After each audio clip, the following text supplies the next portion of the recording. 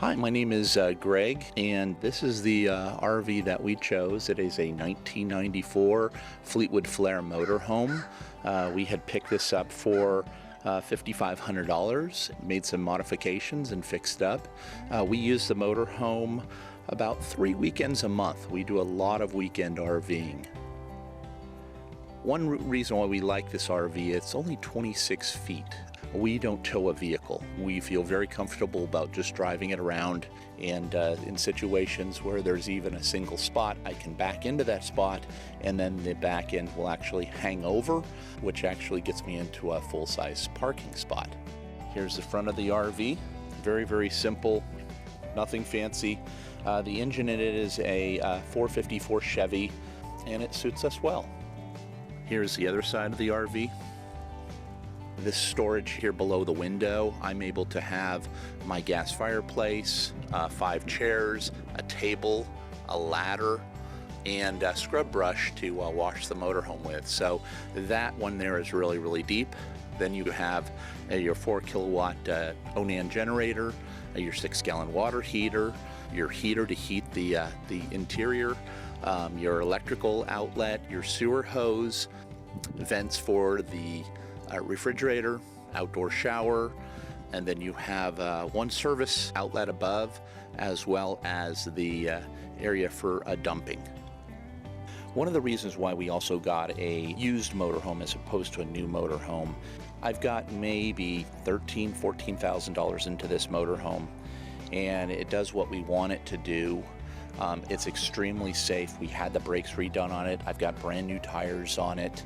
I feel confident about driving this, and the thing is it really doesn't break the bank. It's paid for. It's paid in full.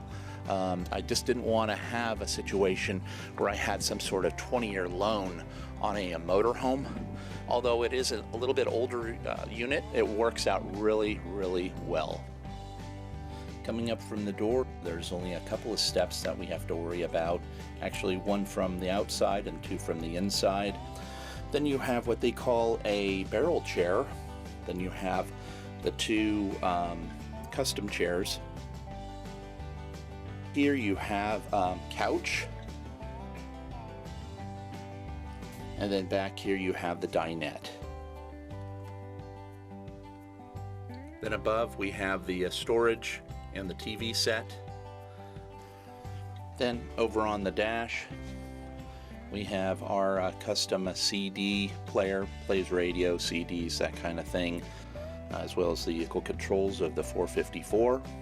And then looking back, we have the cabinets. And again, even though it is dated, the cushions and everything are in excellent condition. We have no problem right here sleeping 2 guests, or over here sleeping another 2 people. What's really unique about this, and unfortunately they don't make this floor plan anymore. If you've seen some of these on Craigslist and somewhere else, this is kind of the standard. They will have the 2 captain's chairs, the barrel chair, the couch setup, then they will have the dinette, and then when you turn around it will be the bedroom, a full bedroom. Now what you're looking at is 31 feet from the front to the very back. This again is only 26 feet. This one actually has a side bed to the back.